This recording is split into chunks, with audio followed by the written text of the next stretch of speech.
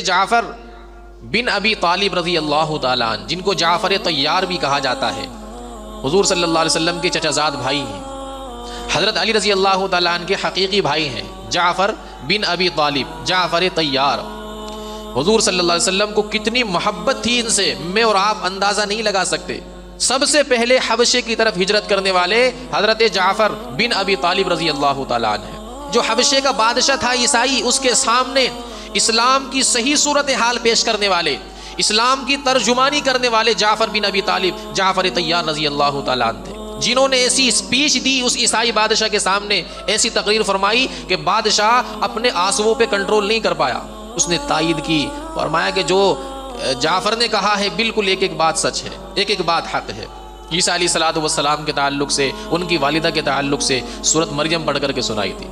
جب خیبر فتح ہوا تو حضرت جعفر بن ابی طالب رضی اللہ تعالیٰ عنہ تشریف لائے حضور کے پاس، تو حضور فرماتے ہیں کہ مجھے آج اتنی زیادہ خوشی ہے کہ مجھے یہ سمجھ میں نہیں آ رہی بات کہ آج مجھے زیادہ خوشی خیبر کے فتح ہونے کی ہے یا جعفر کے آنے کی ہے۔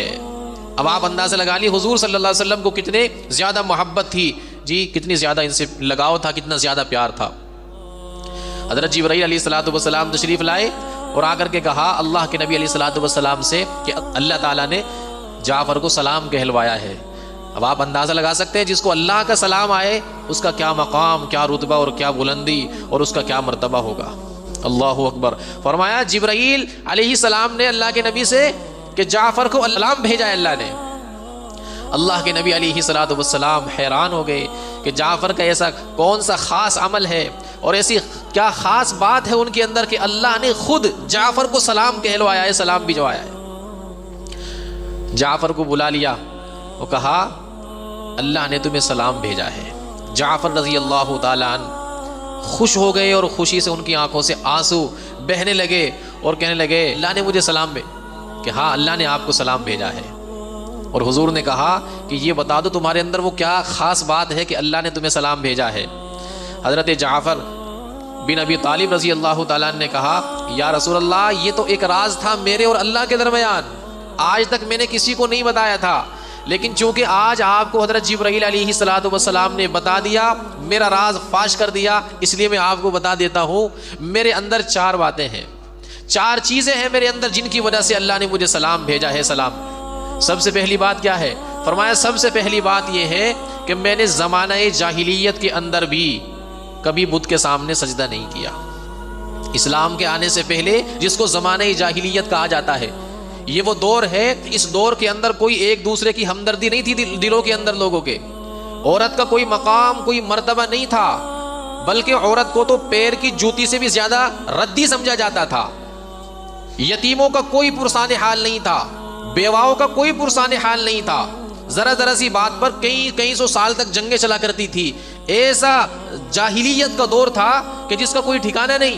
فرماتے ایسے دور کے اندر بھی حضرت جعفر فرماتے میں نے کبھی بت کے سامنے سجدہ نہیں کیا، میری غیرت نے گوارا نہیں کیا ان مٹی کے اور پتھر کے بنے ہوئے بتوں کے سامنے اپنی پیشانی رکھوں۔ یاد رکھیے اللہ تعالیٰ کو اتنا جو ہے پسند آیا ان کا یہ عمل کہ اللہ تعالیٰ نے من جملہ ان تمام باتوں کے ان میں سے ایک یہ بھی ہے، اللہ تعالیٰ نے سلام کہلوایا ہے کہ جعفر کو سلام کہلواؤ، سلام کر کے آؤ میری طرف سے۔ چنانچہ اس کے بعد کہا کہ دوسری بات کیا ہے؟ فرمایا کہ دوسری بات یہ ہے کہ میں نے کبھی جھوٹ نہیں بولا، میں نے کبھی جھوٹ نہیں بولا۔ آج کل تو مسلمانوں کی زبان پر جھوٹ رکھا ہی رہتا ہے، ذرا سی کوئی بات ہوگی فوراً جھوٹ بول دیا، جھوٹی گواہی دینا یہ مسلمانوں کا آج جو ہے وتیرہ بن چکا، شیوا بن چکا۔ مسلمان اپنی مسلمانیت کو بھلا چکا ہے کہ زمانہ جاہلیت کے اندر کبھی بھی بت کے سامنے سجدہ نہیں کیا۔ اور یاد رکھنا شرک سے بڑا کائنات کے اندر کوئی ظلم نہیں اور مشرک سے بڑا کائنات کے اندر کوئی ظالم نہیں ہے، اس لیے کہ اللہ نے خود قرآن میں فرمایا ہے ان الشرک لظلم عظیم، شرک کائنات کا سب سے بڑا ظلم ہے۔ اور اللہ نے فرمایا کہ انہ من یشرک باللہ فقد حرم اللہ علیہ الجنۃ ومأواہ النار، جو اللہ کے ساتھ کسی کو شریک کرے اللہ نے ایسے آدمی پر جنت حرام کر دی۔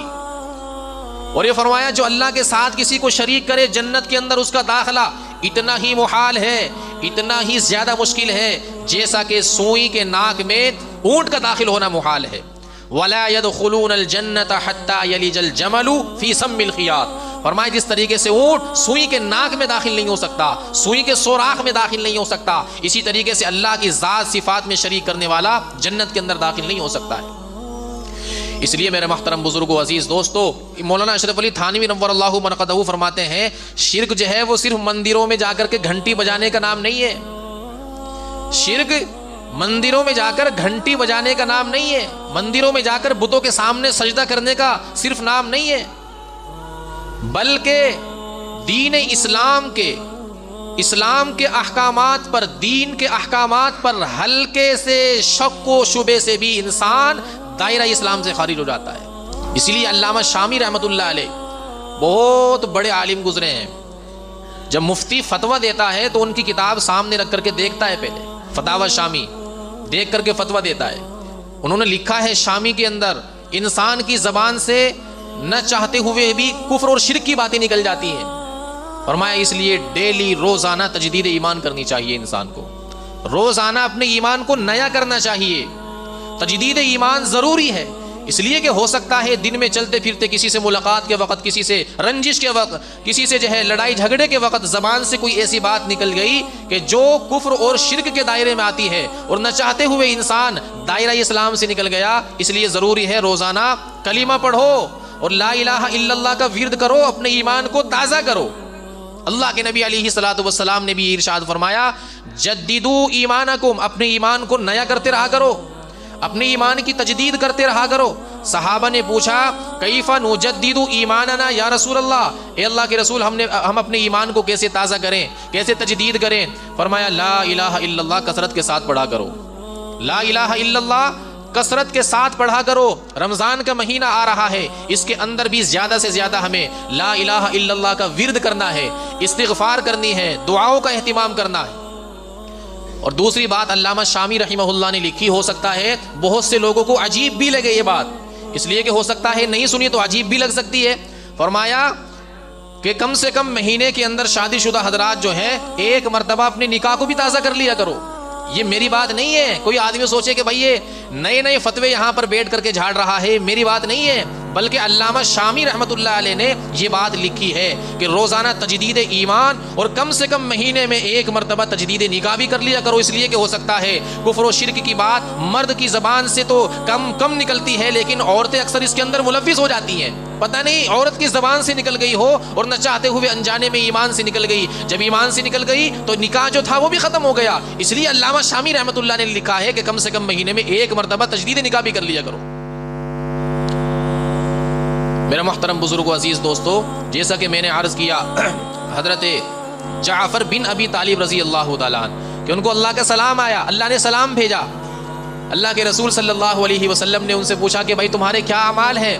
تو 2 عمل تو بتا دیے، وہ تیسرا عمل کیا تھا؟ فرمایا یا رسول اللہ صلی اللہ علیہ وسلم میں نے کبھی بدنگاہی نہیں کی، بری نظر سے کسی عورت کو، کسی خاتون کو نہیں دیکھا ہے. جب کوئی خاتون میرے سامنے آتی ہے تو میری غیرت یہ گوارا نہیں کرتی کہ بدنگاہی کروں. یہ سوچتا ہوں کہ میری بہن ہو، میری بیٹی ہو، میری ماں ہو، میری پھوپھی ہو، میری خالہ ہو. یہ تصور دل کے اندر لاتا ہوں، بدنگاہی کا خیال ہی دل سے اتر جاتا ہے. فرمایا کبھی کسی خاتون کو غلط نگاہ اٹھا کر کے نہیں دیکھا. اللہ کے رسول صلی اللہ علیہ وسلم نے ارشاد فرمایا کہ جس نے اللہ کے خوف سے ان آنکھوں کو جھکا لیا، جس نے اللہ کے خوف سے ان آنکھوں کو جھکا لیا، نظریں نیچی کر لی، اللہ فرماتے ہیں بدلے میں اس کو ایسا ایمان عطا کروں گا جس کی حلاوت، لذت، چاشنی، مٹھاس اپنے دل کے اندر محسوس کرے گا. ایسا اللہ کے نبی صلی اللہ علیہ وسلم نوجوانوں کی جماعت کے پاس سے گزرے اور فرمایا یا معاشر الشباب من استطاع منکم الباءۃ فلیتزوج. نوجوانوں کی جماعت، تم میں سے جو نکاح کرنے کی طاقت رکھتے ہیں ان کو نکاح کر لینا چاہیے، وہ نکاح کرو. فلیتزوج، ان کو چاہیے کہ نکاح کریں. کیوں؟ فإنہ اغض للبصر واحسن للفرج. فرمایا کہ یہ آنکھوں کو جھکائے گا، بدنگاہی سے بچائے گا اور شرمگاہ کی حفاظت کرے گا. یہ 2 بنیادی مقصد اللہ کے نبی علیہ الصلوۃ والسلام نے نکاح کے بیان فرمائے کہ نکاح نہیں ہوگا تو شیطان بہکائے گا اور دھیرے دھیرے شیطان یہ انسان کو اس گناہ کے ذریعے سے دائرہ ایمان سے ہی نکال دے گا. اس لیے میرے محترم بزرگوں، عزیز دوستو، رمضان کے آنے سے پہلے تیاری کریں. کسی کو بدنگاہی کی خدا نہ خواستہ عادت ہے اور مجبور ہے کوئی آدمی، تو اس عادت پر کنٹرول کرو۔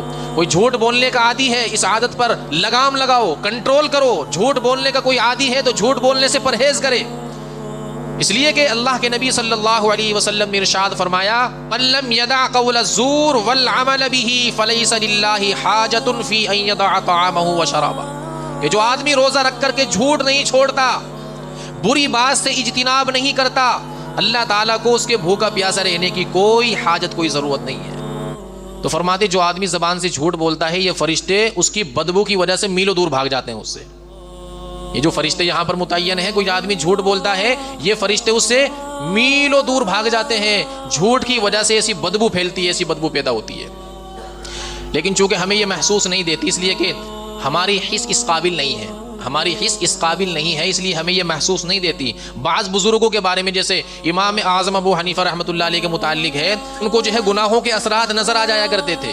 امام احمد بن حنبل رحمہ اللہ کے متعلق ہے کہ ایک مرتبہ وہ دریا پر بیٹھ کر کے وضو کر رہے تھے، ایک نوجوان آیا اور وہ اس نے جو ہے دریا کے اندر غسل کیا۔ جب وہ پانی، اس کا غسالہ امام احمد بن حنبل رحمہ اللہ کے پاس آیا تو آپ نے پانی کو دیکھ کر کے، اللہ کی طرف سے کرامت تھی، اور کرامت کو ہم مانتے ہیں کہ کرامت کسی بزرگ کے ہاتھ پر ظاہر ہوتی ہے لیکن حکم اللہ کا ہوتا ہے، معجزہ کسی پیغمبر کے ہاتھ پر صادر ہوتا ہے لیکن حکم اللہ کا ہوتا ہے، اس میں کسی پیغمبر کو کوئی دخل نہیں، پیغمبر کو کوئی اختیار نہیں ہوتا کہ جب کسی نے ڈیمانڈ کی اور مطالبہ کیا معجزہ دکھانے کا تو پیغمبر نے معجزہ دکھا دیا۔ پیغمبر کے اختیار میں نہیں ہے معجزہ، بلکہ اللہ جب چاہتے ہیں پیغمبر کے ہاتھ پر معجزہ دکھا دیتے ہیں۔